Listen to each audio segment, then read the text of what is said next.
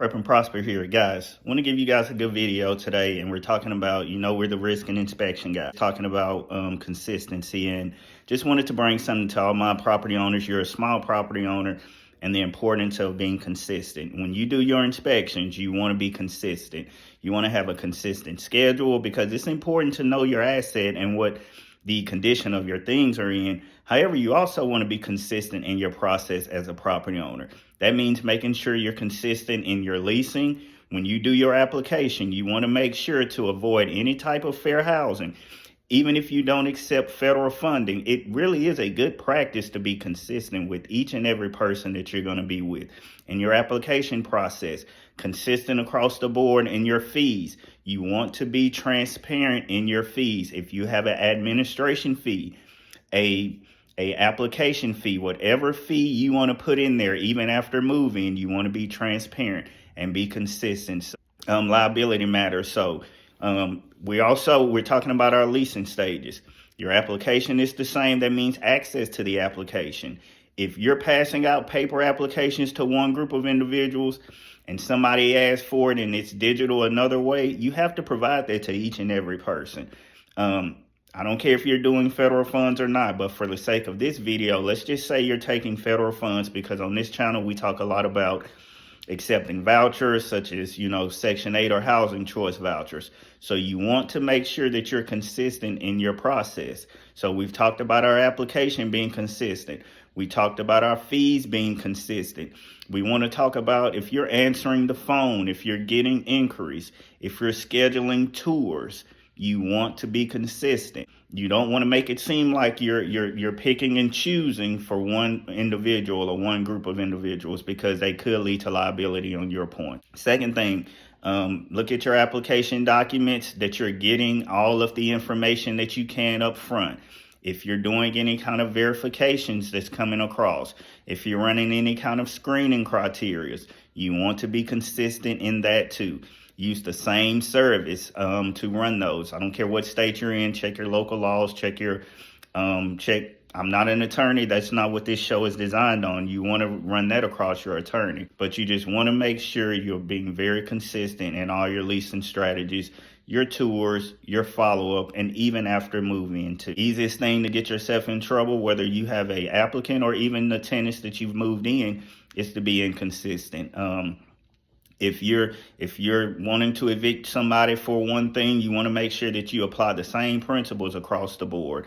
If it's for harassment, you want to make sure that you document and you have your things in a row and you send it by your attorney. So you want to make sure we're consistent across all approaches. We got to remember, we're in times of emotional support animals. We're in times of people have pets. You want to have a consistent policy, whether you take federal dollars or not. You want to be consistent across the board. If you don't know, run it by your attorneys. If you charge any type of fees, you want to be consistent, because you don't want to charge someone one thing or waive a fee for someone for one thing, and then it comes out to the rest of your tenants that you're not being consistent across the board. And this is still true to my small landlords. Even if you're a small landlord, whether you have 1, 2, up to 10 units or even more, even if it's your only apartment that you have or your only rental unit, you still want to be consistent. In my opinion, most property owners have an investment in mind to grow their investment.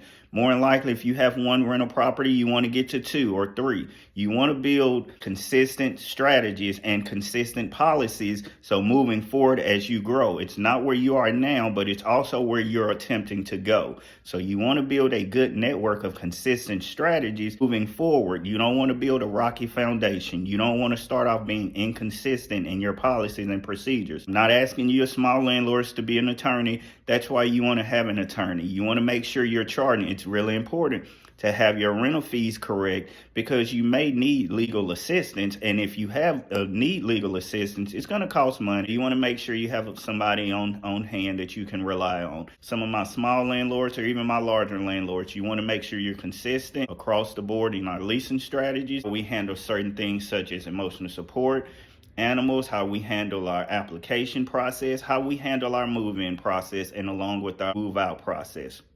Also, any type of recertification, be consistent. If you're a landlord and you're not recertifying for a certain thing, Be consistent across the board. You have to apply the same principles to each and every tenant that you do have. Last thing, guys, that we want to talk about is being consistent in, if you're having any kind of communication, you want to make sure that you're very careful in your communication and being consistent with your communication. But in today's time of texting, emails, whatever social media aspects, you want to make sure that you remember your communication with your tenant or your applicant. Look at it as though this could be called upon in court. So I know we're informal. I know we send our texts, our shorthand, our emojis, which could be potentially fine. You want to look at that.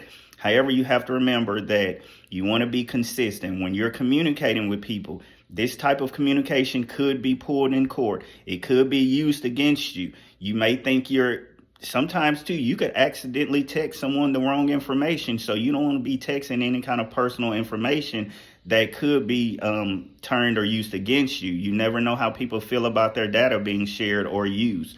So one of the things you want to look at and be consistent with is our communication methods. Have something, even if you're a small landlord, you can even use templates. Run it through a AI chat GPT program to make sure is it's okay. You can have templates to where you can have quick responses to certain questions that you may have.